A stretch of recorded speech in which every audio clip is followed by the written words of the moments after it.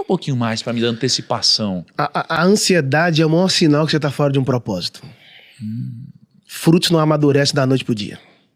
Todo sucesso prematuro gera homens mimados. A antecipação, ela pode roubar o governo de você. Entende? Então, assim, o pai pode deixar duas coisas pro filho: a herança e o legado. Qual a diferença da herança e do legado? A herança é o que você deixa para alguém, o legado é o que você deixa em alguém. Eu posso estar tendo herança, mas não tendo legado. Porque as pessoas podem brigar pela herança, as pessoas podem roubar a sua herança, mas não tem como tocar no seu legado. A herança é o que você constrói com a sua habilidade, mas o legado é o que você constrói com o seu coração. Entende? As pessoas vão lembrar de você não pela sua herança, mas pelo seu legado. Então, quando você antecipa, você pode estar forçando um amadurecimento. Ele pegou a herança, não sei quanto que o pai deu a ele, mas é engraçado. Eu admiro o pai dele que não reteve. Porque o pai entendeu o direito do filho, já que você quer. Ou seja, o pai pode estar te dando coisas que você está pedindo agora, mas que você não está pronto para governar amanhã. Entende? Porque toda bênção tem um peso, né? Toda entrega do pai tem um peso. Só que a questão é saber se você tem maturidade para suportar o peso que você está querendo. Tem um texto lá de Lucas que os discípulos saíram para pescar, passaram a noite inteira e não conseguiram pegar nada. Quando eles voltaram para a praia, Jesus entrou no barco deles e eles voltaram para o mesmo lugar de decepção. Só que agora, primeira vez eles foram sozinhos. Segunda vez Jesus voltou com eles. Jesus virou e falou assim, ó, lança a rede. Mas eles lançaram a rede a noite inteira. Aí eu imagino Jesus, a primeira vez que vocês lançaram eu não estava, agora eu estou. Uma coisa é lançar a rede sem ele, outra coisa é lançar a rede com ele. Quando eles lançaram a rede, que puxaram, veio um monte de peixe, a Bíblia diz que a rede começou a rasgar.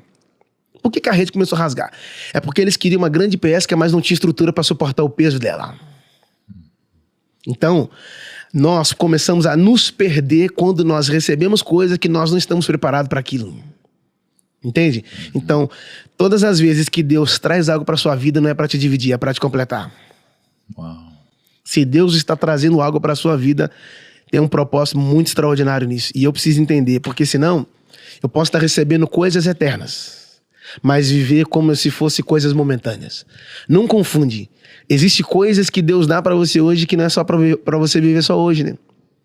A herança era pra aquele cara viver a vida inteira. Ele gastou ela em questão de... Animal. Cara, agora como que você entende, né, essa questão de que as pessoas olham pra essa parábola, né, e a gente é obrigado a entender. A gente é obrigado a se esforçar pra entender. Porque na teoria é bonito, na prática é muito difícil. Porque se você se coloca na posição do filho que não saiu da casa do pai, é difícil também, porque você pensa, caramba, cara, ele fez um monte de besteira, ele tá aqui na festa e eu não. Por outro lado, você pensa, caramba, mas alguém que ama a sua família deve estar feliz com a volta do filho, ou com a volta do irmão, né?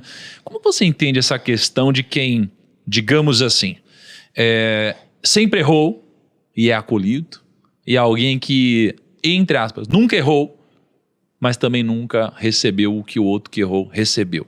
Porque a Bíblia, ela diz, né, de alguma forma, que em alguma passagem, Jackson, me ajuda nisso, mas que quem erra e volta tem mais mérito, se eu não me engano, do que quem nunca errou, não é? Exatamente. Não tem um conceito desse? Como que você entende isso, cara? Então, a gente vê que, tipo assim, qual o mérito do pai fazer uma celebração pelo filho? Pelo simples fato dele reconhecer e ter o arrependimento. Isso, arrependimento. Ele arrependeu. Porque todo carro tem a marcha ré, né? Sabe o que eu acho top? Porque ele perdeu a herança, perdeu os amigos, perdeu o dinheiro, mas uma coisa ele não perdeu, o caminho de volta para casa. O caminho é mais importante que o destino. Você pode saber do destino, mas se você não conhecer o caminho, você nunca vai chegar lá. Então a questão não é saber se o caminho é longo, a questão é saber se o caminho é certo. Agora, eu como irmão preciso entender que Deus não tem filhos prediletos, entende? Mas quando mais você se arrepende e você se entrega à paternidade, você recebe coisas eternas, coisas preciosas. Então, o irmão simplesmente está numa sala de aula e ele vai ter que aprender a lição que o outro irmão está ensinando para ele. Ao invés dele celebrar o retorno, poxa, ele fica tão invocado, Nigro, que ele fala assim com o pai, ó, esse teu filho. Ele não fala meu irmão. Ele fala esse teu filho. Porque ele ficou chateado só porque o pai fez uma festa e deu um bezerro cevado, que era um bezerro de 7 anos. Ou seja, eu sempre estive contigo, sempre fui fiel a ti, nunca errei. E agora esse meu irmão, esse teu filho, né? Ou seja, então ele estava chateado porque o pai fez um banquete para ele. Se eu não aprender a celebrar as suas vitórias, eu não estou pronto para as minhas conquistas. Deus é capaz de prosperar você só para instigar em mim coisas que estavam paradas. Deus pode usar o seu sucesso para apertar um start em mim, cara. Entende? Ele é capaz de fazer com que você seja promovido para me arrancar da minha zona de conforto. O irmão não entendeu a lição. Por quê? A questão não tem a ver se o irmão está recebendo o bezerro ou se o irmão está recebendo a festa. A questão é saber se o irmão está de volta. A mesa está completa. Estou trazendo ele de volta para a comunhão. Ele não está só. E detalhe, ele se afastou do pai, mas o pai nunca se afastou dele. Porque você pode estar longe, ele continua sendo pai, né? Cara, agora, como é forte a questão do foco, né? Porque quando o irmão volta, o irmão que estava lá, ele estava mais focado no que ele não ganhou do que no que ele tinha acabado de receber. Sim. Porque, né, assim, ele estava focando no que o outro recebeu. Sim. E ao fazer isso, ele não estava focando, ou ele esqueceu de tudo que ele recebeu até aqui, incluindo ter a sua família restaurada de volta, né? Então, assim, se você foca em algo bom, você vai vibrar numa energia muito diferente. E você, como consequência, você vai acabar até tendo uma vida mais próxima de Deus e mais feliz, eventualmente. Uau. Mas quando você foca no ruim, você acaba pagando um preço alto por isso, né? Porque mesmo tendo tudo, você morre como se nunca tivesse tido nada, né? Então, assim, do que vale? E aí eu fico pensando, quem estava mais perdido, né? Porque, porque um irmão, ele estava perdido no aberto. E o outro irmão estava perdido no secreto, né? Ambos estavam perdidos. Mas aquele que demonstrou para todos que estava perdido se arrependeu. Sim. E aquele que achava que não estava perdido, pelo não arrependimento, acabou, cara, sofrendo as consequências, né? Verdade. Então, todos estavam perdidos, né? Menos o pai, que estava sempre próximo de ambos. Um estava perdido lá de fora e o outro estava perdido lá de dentro. E uma coisa sobre a questão da celebração é que quem não pode celebrar o retorno do irmão não pode ser chamado de irmão. Véio. Porque a mesa da paternidade, quando esse filho pródigo sai de casa, a Bíblia diz que ele gastou tudo, absolutamente. Ou seja, ele não tinha governo sobre aquilo que recebeu. Então, ele começa porque decisões definem destinos. Destinos são definidos por decisões. A questão não é saber se você tem muitas sementes. A questão é saber se você dá destino para cada uma delas. Se você não souber direcionar o que você recebeu, você se perde. Então, ele saiu, foi gastando tudo que tinha, que a vida não é só hoje, né? Existem 2 dias no ano que você não pode produzir nada. O ontem que é passado e o amanhã que é futuro. Você só pode produzir hoje. Você pode planejar para amanhã, mas produção começa agora.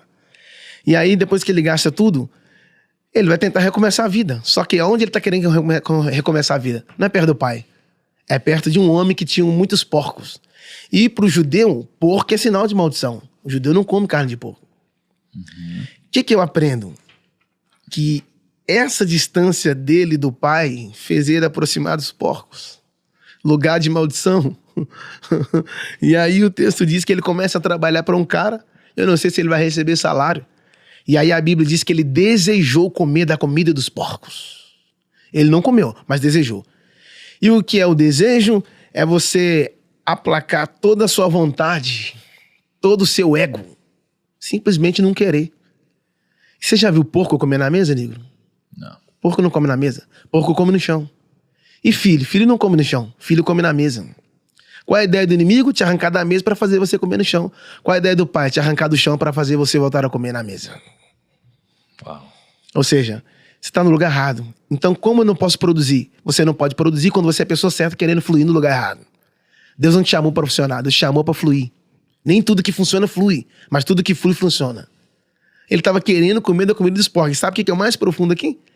É que não eram os porcos que estavam no ambiente dele, mas era ele que estava no ambiente dos porcos. Entende? Ou seja, o problema não é você estar no lugar, o problema é quando o ambiente está em você. Não permita que o ambiente que está em sua volta contamine o seu interior, mas permita que aquele que transformou o seu interior contagie o ambiente onde você está inserido. Ele está no meio dos porcos, mas não se tornou um. É o que você leu aí. E caindo em si, Ele não caiu nos outros, caiu em si. Caraca. Tava lendo uma pequena parte dessa parábola, diz assim, ó, depois de ter gasto tudo, ou seja, ele pegou essa herança, aí ele foi pra cidade, ou seja, ele foi pra longe de casa, não é? É o que você falou, foi buscar essa liberdade, né? Esse viver talvez longe dos princípios hoje da família, foi extravasar, foi falar o que o mundo diz que deve ser feito, ele foi pra cidade. E aí, quando ele volta, o irmão diz sobre as prostitutas, etc. Ou seja, ele foi se entregar aos prazeres da carne. Foi o que aconteceu. Só que diz o seguinte, depois de ter gasto tudo, houve uma grande fome em toda aquela região. Então o problema não foi só ele ter gasto tudo. É que junto dessa besteira que ele fez, veio uma grande crise. E geralmente na nossa vida, eu vejo que a gente é muito ruim em calcular os piores cenários possíveis para nossa vida. Então eu vejo que a pessoa que ela gasta todo o dinheiro dela, ela pensa assim, tudo bem se eu gastar esse dinheiro aqui, porque eu posso fazer de novo. Mas ela nunca contabiliza que quando ela gasta todo o dinheiro dela, pode vir uma crise ao mesmo tempo. E ela pode sair do buraco que sozinha ela nunca vai conseguir sair. E aí, isso daqui é catastrófico, mas às vezes é o que vai te aproximar de Deus, né? Quando você não tem outra opção, a sua única opção é recorrer ao Pai de fato. Né? E esse é um caminho certo. Mas o ponto que eu queria ressaltar aqui é sobre riscos. É sobre as pessoas, elas não conseguirem dimensionar bem o risco, o pior cenário. Mas ao mesmo tempo que a gente também não consegue imaginar qual que é o melhor cenário possível. Então a gente precisa ser prudente na nossa vida. Né? E é o que ele não foi. E até em Provérbios, quando a gente lê o primeiro capítulo de Provérbios, diz que para os jovens, né, a recomendação para os jovens não é sabedoria, por exemplo. Não é inteligência. É uma única palavra, prudência, cara. Uau.